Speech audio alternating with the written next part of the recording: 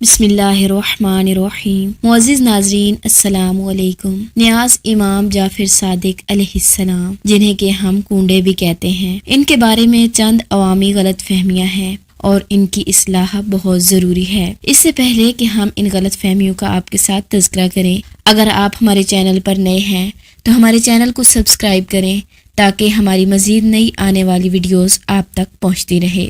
معزز ناظرین، اکثر آپ نے سنا ہوگا کہ لوگ کہتے ہیں کہ کندے کی نیاز کو گھر سے باہر نہیں لے جانا چاہیے۔ ایسا بالکل نہیں ہے۔ کندے کی نیاز کو گھر سے باہر لے جانا بالکل جائز ہے اور اس کام کی کوئی ممانعت نہیں ہے۔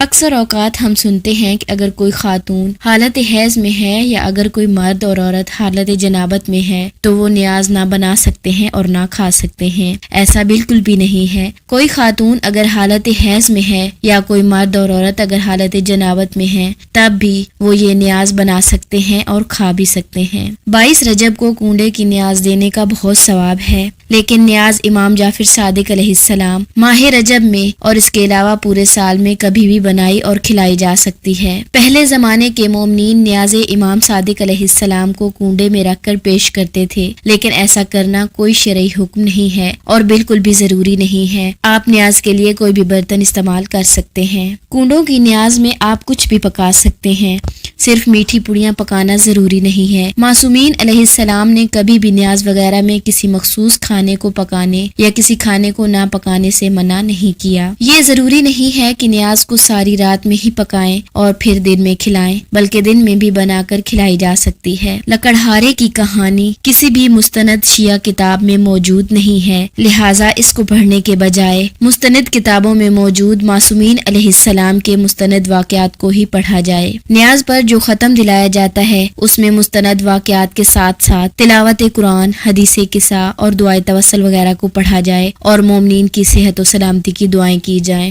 کنڈوں کی نیاز امام جعفر صادق علیہ السلام کے ساتھ منسوب ہے اور اس نیاز کا بہت زیادہ ثواب ہے اور یہ نیاز دلوانے سے رزق میں فراوانی اور برکت ہوتی ہے۔ معزز ناظرین، یہ وہ معلومات ہیں کہ جو ہر مومن کے لیے جاننا ضروری ہیں۔ اللہ تعالی ہم سب کو ان باتوں پر عمل کرنے کی توفیق عطا فرمائے۔ اگر آپ کو آج کی یہ ویڈیو اچھی لگی ہو تو اسے لائک ضرور کر دیں اور کمنٹ سیکشن میں اپنی رائے کا اظہار ضرور کریں۔ وآخر الدعوانا ان الحمد للہ رب العالمین۔ اللہم صلی علی محمد وآل محمد وعجل